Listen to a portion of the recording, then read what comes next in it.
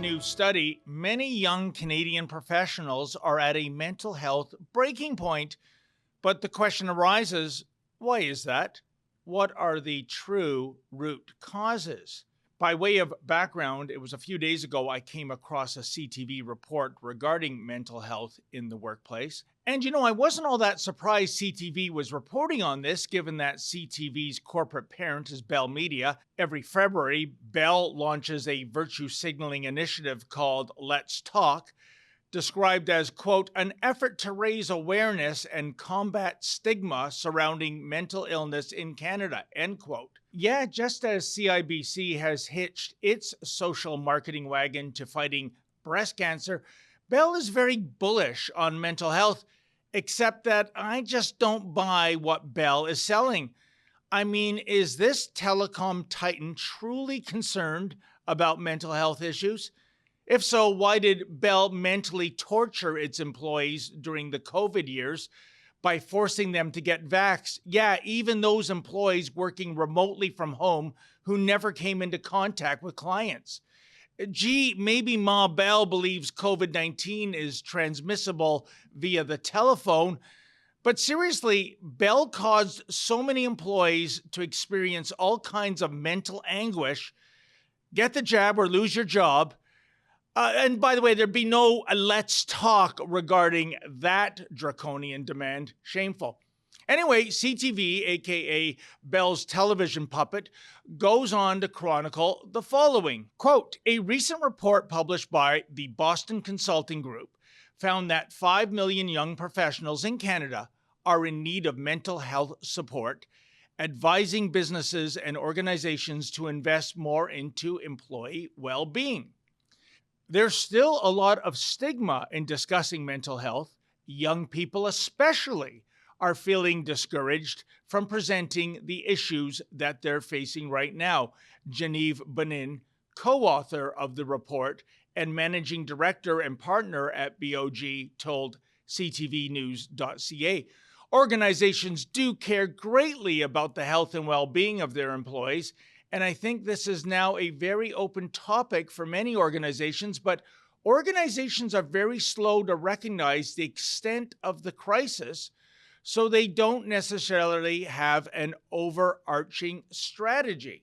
The study found 25% of all Canadians reported having symptoms of a mental health disorder in 2021, while 50% said they need mental health support, and 35% report being burnt out. As for the future of the workforce and the livelihood of 18 to 24-year-olds, 40% of the demographic is reportedly at a breaking point for their mental health, end quote. Now, don't get me wrong, mental illness, be it in the workplace or in general, is a very serious issue. I'd wager just about every person viewing this monologue right now knows of someone, either in their professional or personal circles, that is experiencing mental health issues.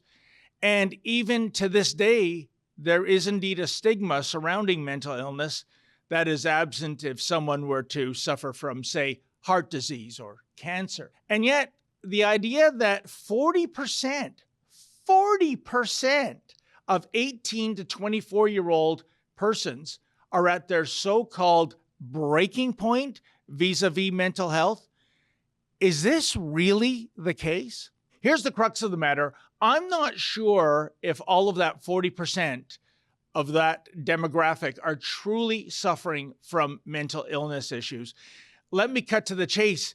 Could it be that a sizable percentage of that percent are in crisis due to what I call work derangement syndrome? I mean, that 40% number, it's truly staggering. And based on anecdotal evidence and based on conversations I've had in speaking to human resources personnel, younger folk these days seem more prone to complain or even quit or even simply not show up to the office simply when faced with the rigors of hard work or burning the midnight oil to meet a deadline. Now, I can just hear the outrage from the rank and file members of Gen Z and, of course, the magnificent millennials.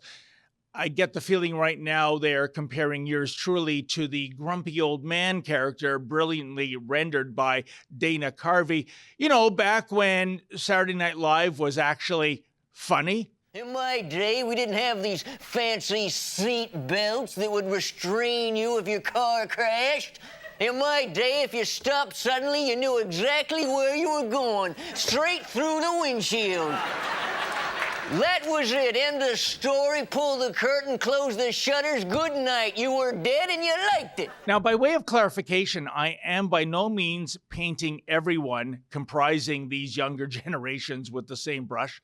There are young people that are super hard workers, and there are indeed superb young entrepreneurs with very healthy bank accounts indeed.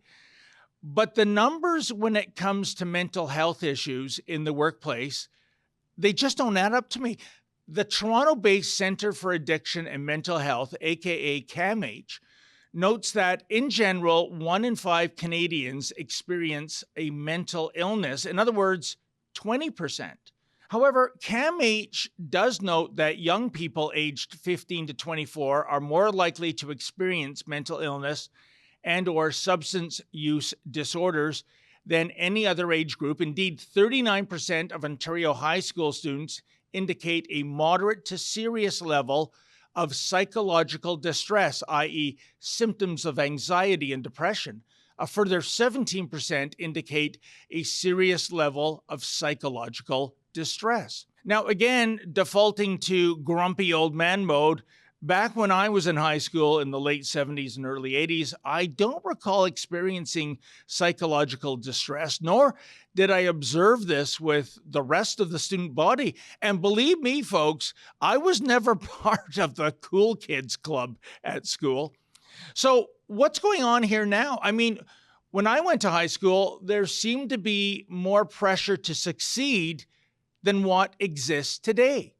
You could actually fail a subject. You could actually be mandated to go to summer school. Now, talk about psychological distress.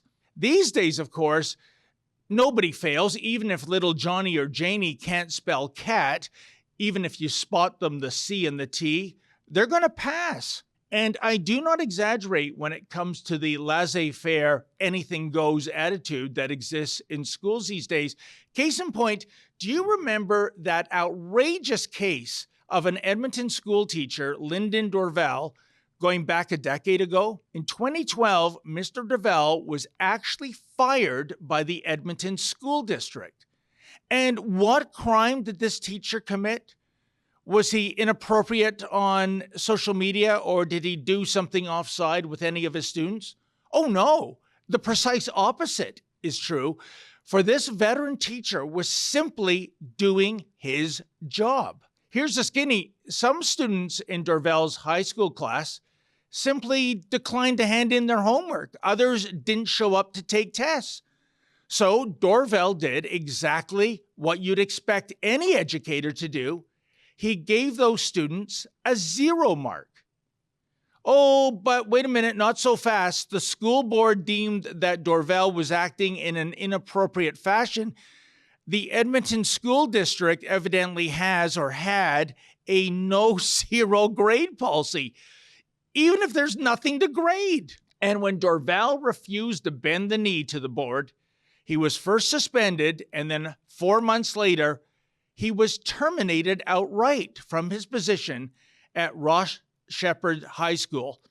Yeah, evidently, the school board thought it was cruel and unusual punishment for students not to be rewarded for work that wasn't being done. In their eyes, Dorval was a barbarian that had to be banished. Unbelievable. Then again, folks, perhaps the Edmonton School District was simply ahead of the curve when it came to wokeness. While determining a mark for, say, written English essays is wholly subjective, these days there are teachers in the math and sciences department that have also gone woke. In other words, 2 + 2 = 4.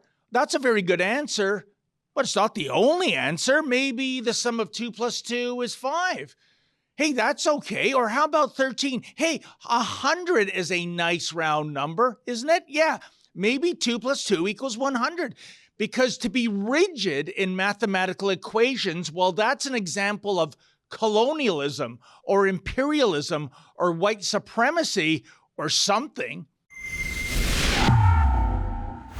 That was an excerpt from the Ezra Levant Show. I'm Ezra Levant. Every weekday, I do a monologue about the topic of the day. Then I interview a fascinating guest either in studio or via Skype. And then I read your mail, whether it's fan mail or hate mail, which is sometimes even more interesting. This is on our premium service, though, called Rebel News Plus. Go to rebelnewsplus.com. It's $8 a month or less if you buy a whole year in advance. You get my show every weeknight, plus Sheila Gunn Reid's show every week. It's called The Gun Show. It's pretty amazing. You know, we rely on you because we do not take a dime from the government. In Canada, that makes us almost unique. So please help us out and help yourself to some great journalism at rebelnewsplus.com.